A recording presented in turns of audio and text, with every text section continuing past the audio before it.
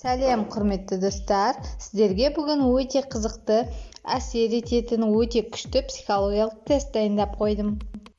Ал сіздерден лайк және каналға тіркелуді күтемін. Сұрақтарға жауап беріп кетіңіз. Қызанақ немесе қарбыз, қияр немесе қауын. Осы төртеуінің қосындысы, яғни сіз қияр мен қауын жақсы көресіз бе? Немесе қызанақ пен қарбыз жақсы көресіз бе? Тест жауабын алдағы видеода айтамын. Қияр, қарбыз мінезі қызуқанды, ашуланшақ, бірақ сыртына қарағанда сабырлы көрінеді. Миы хаосқа толы, жаны жай таппай мазасыз күйде болады. Үнемі бірдеңені қажет етіп тұрады. Ашуын туыстарынан алып жүреді. Бұл мінезбен мұғалім немесе дәрігер болу қиынға соғады. Сондықтан олар тұйық суретші немесе ашуланшақ бизнесмен болып жүреді.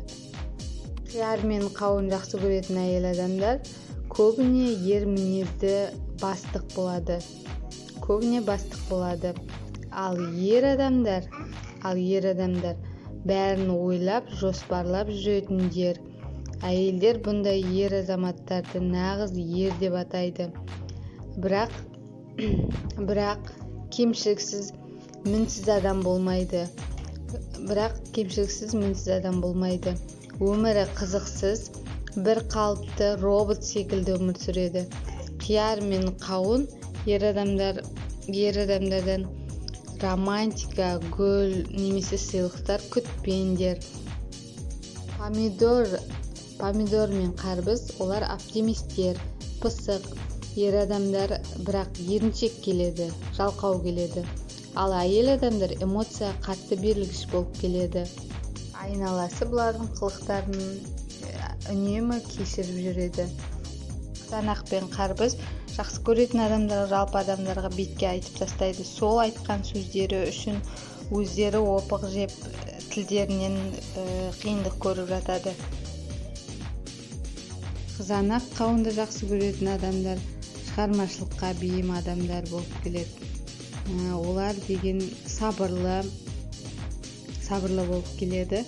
Әйел адамдары момын және керемет ана бола алады. Ал ер адамдары рухы жетіспейтін, эгоист, өзін тым қатты жақсы көретін ер адамдар өзін қатты ойлайды, әйел мінезді болып келеді.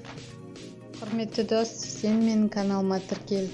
Алдағы видеоны жіберіп алмас үшін барлығы сен үшін. Сау бол.